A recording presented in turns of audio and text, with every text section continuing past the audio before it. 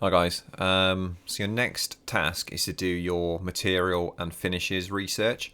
So if you go to your Year 9 teams, if you go to Files at the top and then Bird Feeder Project, you can see you've got materials and finishes. If you go in there should be a demonstration one. Look, it says material and finishes research.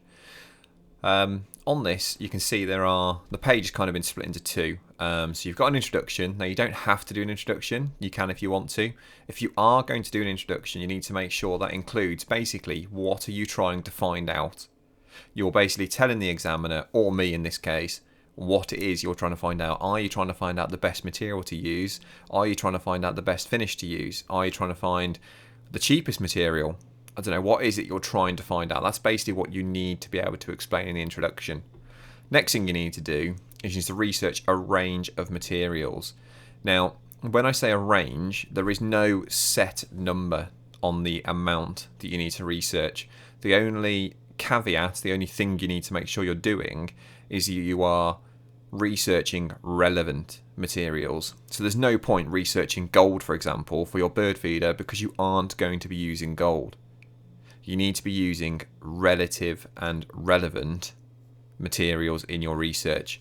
You need to look at the advantages and disadvantages of them and make there where it says why would it be good for a bird feeder, you need to make it applicable. So it's no good just saying oak is strong.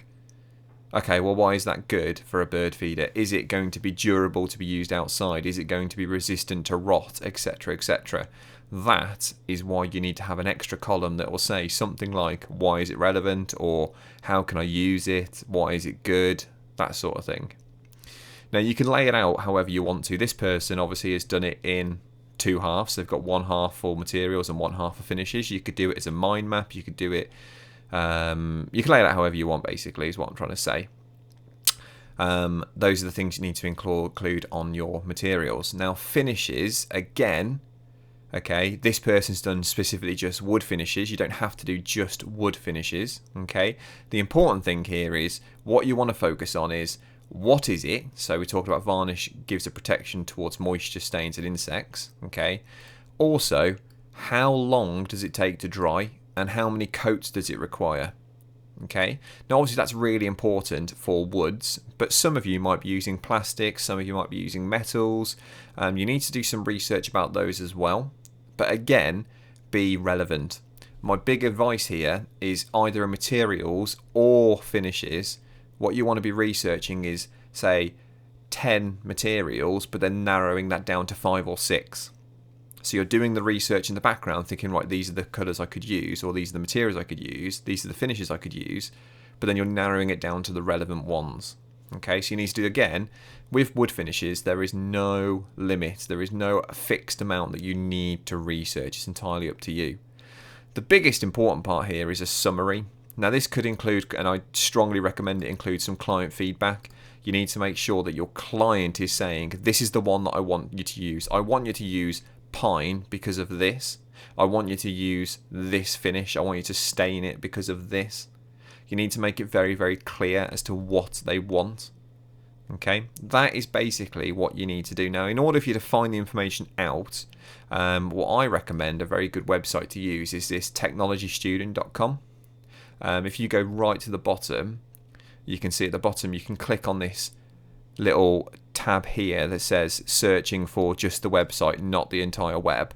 And then if you type in wood finishes or material finishes and you search, it should open up a new tab and you can click on any of these links, look, and they are all technologystudent.com links. So you're not going to be searching some random website, you're searching a relevant website. So if I open up the finishes to natural wood here, for example, I've got some information here already that I can use in my research.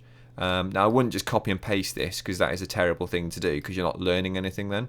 And also, this isn't just the only information that you need. So if I looked at paint, for example, there's nothing in there, for example, that necessarily says how many coats or how long it takes to dry. So I'd have to then physically go and research that on the internet myself. So this isn't just the only thing you need, but it is a big, big help. So if I go back to this again, you can see we've got an introduction. Now, you don't necessarily have to have that, but it probably helps.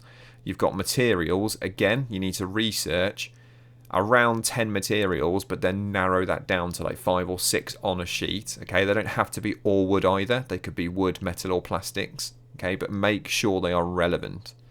And the same for the material finishes. Now these again, I'd research 10 and then narrow that down to 4 or 5, maybe even 6, depending on what materials. But again, make sure they're relevant. So don't research anodization, which is specifically for aluminium, if you haven't got aluminium written over here, because it's pointless. You need to make sure it's relevant. The biggest thing you want to make sure you've got is this client feedback. Have you got client feedback written clearly on your page, and does it stand out so the examiner, or me in this case, can see it clearly?